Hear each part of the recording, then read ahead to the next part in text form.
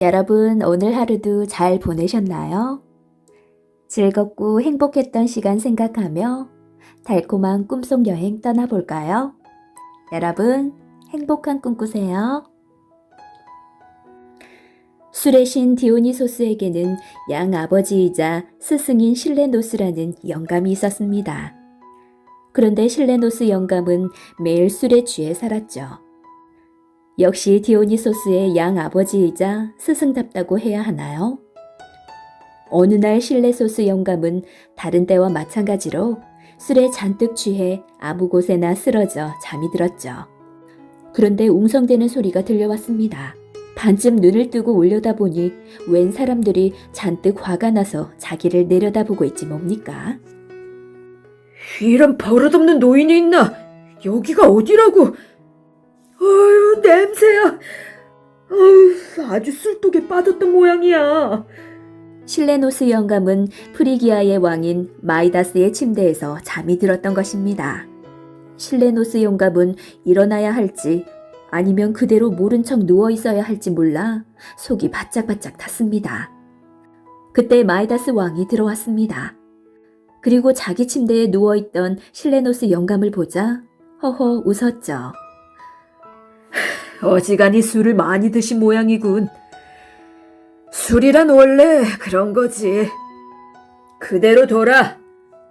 신하들이 실레노스 영감을 벌해야 한다고 아우성이었지만 마이다스 왕은 오히려 실레노스 영감을 극진히 대접했습니다. 다음날 실레노스 영감은 디오니소스에게 자랑했습니다. 어젯밤 마이다스라는 왕의 침대에서 잤다네. 디오니소스가 깜짝 놀랐습니다. 저런, 왕의 침대에서요? 봉변은 안 당하셨나요?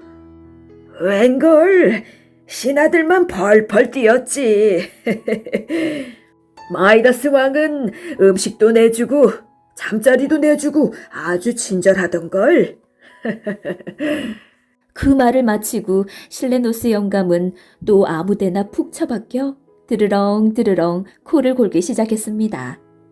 디오니소스는 마이다스 왕이 어떤 사람인지 궁금하기도 하고 또 상을 내려줄 겸 마이다스 왕을 찾아갔죠. 내 스승에게 한 일을 보답하고 싶다. 소원 한 가지를 들어줄 테니 무엇이든 말해보아라. 갑작스러운 디오니스의 말에 마이다스 왕은 가슴이 뛰었죠. 그리고 성급하게 말했습니다. 무엇이든 말입니까? 그렇다면 제 손에 닿는 모든 것을 황금으로 변하게 해주십시오. 디오니소스는 당황했습니다. 마이다스 왕이 그런 엉뚱한 소원을 말할 줄은 꿈에도 생각하지 못했던 것입니다. 그러나 약속은 약속. 더구나 신이 한 약속이니 지켜야만 했습니다. 디오니소스는 마이다스의 왕의 어리석음을 안타까워하며 그의 소원을 들어주고는 빨리 그 자리를 떴습니다.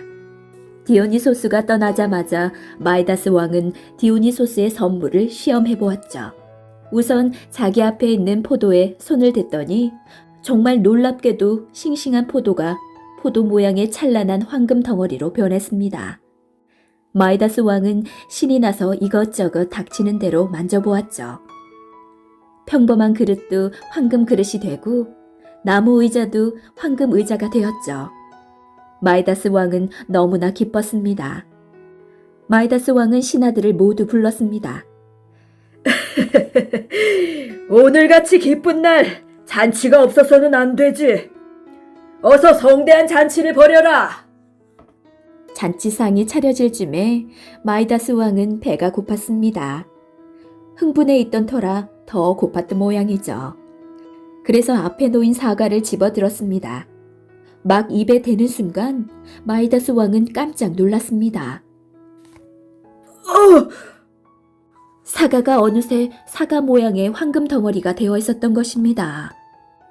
그것은 전혀 생각해보지 못한 일이었죠.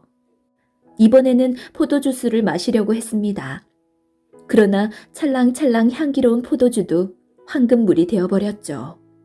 말랑말랑한 빵도 신선한 야채와 과일도 마이다스 왕이 먹으려고만 하면 황금 덩어리로 변해버렸습니다.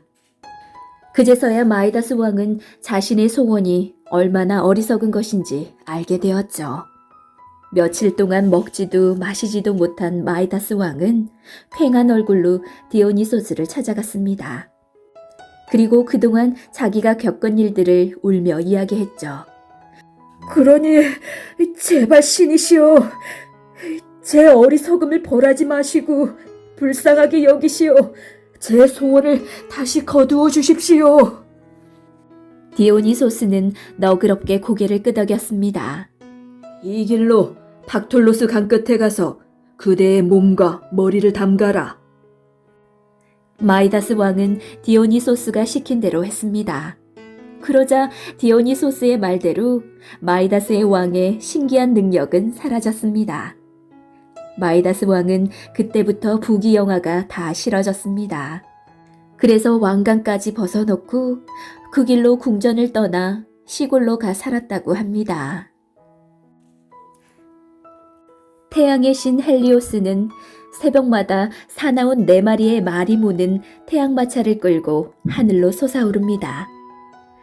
말들의 힘이 너무 세어서 힘껏 고삐를 틀어쥐어야 합니다. 그렇지 않으면 정해진 길을 제대로 갈 수 없습니다.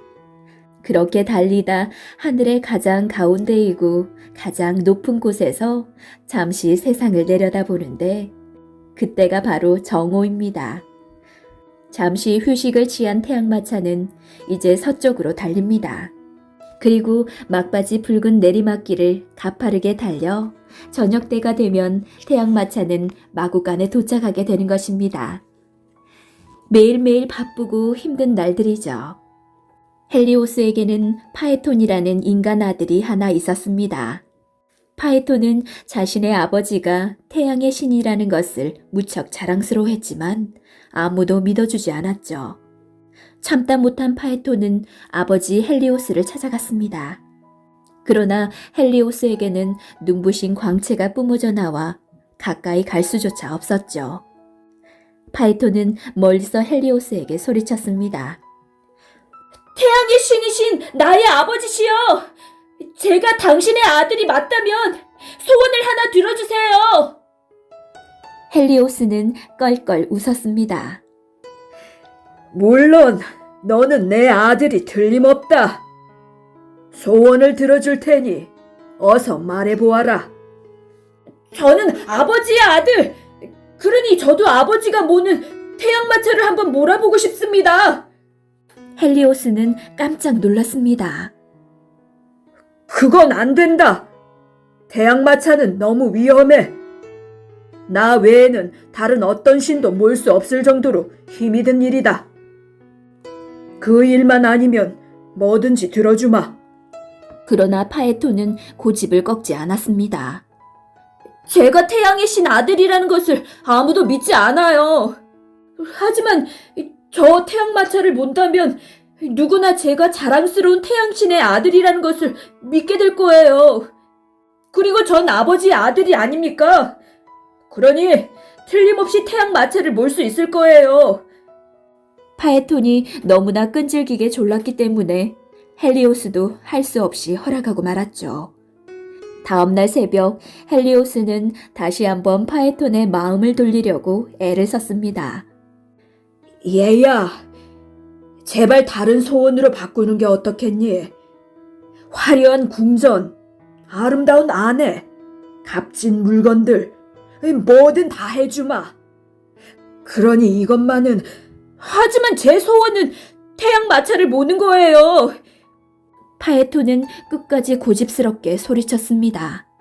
헬리오스는 한숨을 쉬며 자신의 햇살 모자를 벗어 파에톤에게 씌워주었습니다.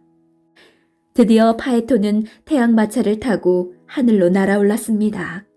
그러나 말들이 히잉하며 하늘로 뛰어오르자마자 정신이 아찔했습니다. 정말 태양마차를 모는 것은 쉬운 일이 아니었죠. 고삐를 잡은 손에서는 피가 배어나왔죠.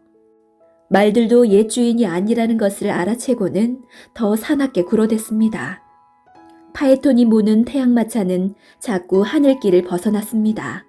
땅에 너무 가까이 가서 샘과 강이 마르기도 했죠. 또 너무 높이 솟아올라 땅을 얼게 만들기도 했습니다. 하늘의 별자리도 자기 자리를 침범했다고 화를 내며 태양마차에 부딪혀 왔습니다. 파이톤이 끄는 태양마차 때문에 세상은 온통 뒤죽박죽 엉망이 되었습니다. 제우스는 파이톤의 태양마차를 그냥 둬서는 안 되겠다고 생각했죠. 제우스는 벼락을 던져 파이톤의 태양마차를 맞췄습니다. 요란한 소리를 내며 태양마차는 땅으로 떨어졌죠. 물론 파이톤도 떨어져 죽고 말았습니다. 그때 태양마차가 떨어진 곳이 바로 사막이랍니다. 대장간의 신 헤파이토스는 급히 부서진 태양마차를 가져와 밤을 새워 고쳤고 다음날 새벽 헬리오스는 다시 태양마차를 몰고 하늘을 열었습니다. 너무나 사랑했기 때문에 아들의 응석을 받아주었던 자신의 어리석음을 후회하면서 말이죠. 그 후 헬리오스는 다시는 누구에게도 태양마차를 맡기지 않았습니다. 아르키디아의 왕 야소스에게 딸이 태어났습니다. 우렁차게 울어대는 아기에게 야소스 왕은 아틀란타라는 이름을 지어주고 기뻐했죠. 그러나 갓 태어난 아틀란타를 본 어떤 신이 불길한 예언을 했습니다. 이 아이는 수많은 그리스의 젊은 남자들을 죽일 것이다. 그 예언을 들은 야소스 왕은 자신의 딸을 산속에 갖다 버렸죠. 그러나 암곰 한 마리가 나타나 아틀란타에게 젖을 먹여 키웠습니다. 아틀란타는 궁전이 아닌 숲에서 건강하게 자랐습니다. 몇 년 후 한 사냥꾼이 야생 동물들과 함께 숲속을 달리는 아틀란타를 집으로 데려와 길렀습니다. 양 아버지인 사냥꾼은 달리기를 잘하는 아틀란타를 운동 경기에 내보냈고 아틀란타는 모든 시합에서 이겼습니다. 아틀란타는 금세 유명해졌죠. 야소스 왕도 그 달리기 선수가 자신의 딸임을 알게 되었습니다. 야소스 왕은 아틀란타에게 그렇게 달리기만 하지 말고 빨리 결혼을 하라고 했죠. 그러나 아틀란타는 결혼하고 싶은 마음이 전혀 없었습니다. 그래서 이렇게 말했죠. 나보다 더 빠른 사람이 있다면 결혼할게요. 그러나 제게 지는 사람은 목숨을 내놓아야 해요. 아틀란타는 그런 조건이 붙는다면 아무도 자기와 결혼하지 않을 거라고 생각했죠. 하지만 그건 틀린 생각이었습니다. 그녀의 달리는 모습에 반해 그녀와 결혼하겠다는 사람이 달리기 대회에 구름처럼 몰려든 것입니다. 달리기 시합의 심판은 히포메네스라는 청년이 보기로 했습니다. 처음에 히포메네스는 시합장에 모인 사람들을 비웃었죠. 참 한심한 일이야. 한 여자와 결혼하기 위해 자기 목숨을 내놓다니. 그러나 아틀란타를 보자마자 히포메네스도 마음이 변했습니다. 이 시합에서 아틀란타를 이기는 사람이 나와서는 안 되는데. 그래야 내가 저 여자와 결혼을 하지. 히포메네스의 기도 때문이었는지 시합의 우승자는 아틀란타였고 나머지 사람들은 모두 목숨을 잃고 말았습니다. 아틀란타는 몹시 슬퍼하며 시합장을 떠나려고 했습니다. 그때 히포메네스가 아틀란타를 막아섰습니다. 진짜 시합이 남아있어. 아틀란타는 한숨이 나왔지만 히포메네스의 제의를 받아들였습니다. 잠시 아틀란타가 쉴 동안 히포메네스는 아프로디테에게 간절히 기도했습니다. 아프로디테님, 저를 도와주십시오. 제가 이기면 더 이상 억울하게 죽는 사람도 없어질 것입니다. 아프로디테는 히포메네스를 도와주기로 마음먹고 히포메네스에게 황금사가 세 알을 주었습니다. 드디어 아틀란타와 히포메네스의 달리기 시합이 시작되었습니다. 물론 아틀란타가 히포메네스보다 훨씬 빨랐죠. 그러나 히포메네스는 자기가 뒤처질 때마다 황금사과를 던졌습니다. 아틀란타는 그때마다 멈춰서 황금사과를 주었습니다. 황금사과의 유혹을 뿌리칠 수 없었던 것이죠. 결국 아틀란타는 달리기 시합에서 히포메네스에게 졌고 두 사람은 약속대로 결혼을 했습니다. 두 사람은 아주 행복했죠. 너무 행복한 게 잘못이었던 걸까요? 그들은 두 사람을 맺어준 아프로디테에게 감사하는 일을 잊고 말았습니다. 화가 난 아프로디테는 두 사람을 사자로 만들었습니다. 두 사람은 평생 들과 산으로 뛰어다니며 사냥을 해야 하는 처지가 되었답니다.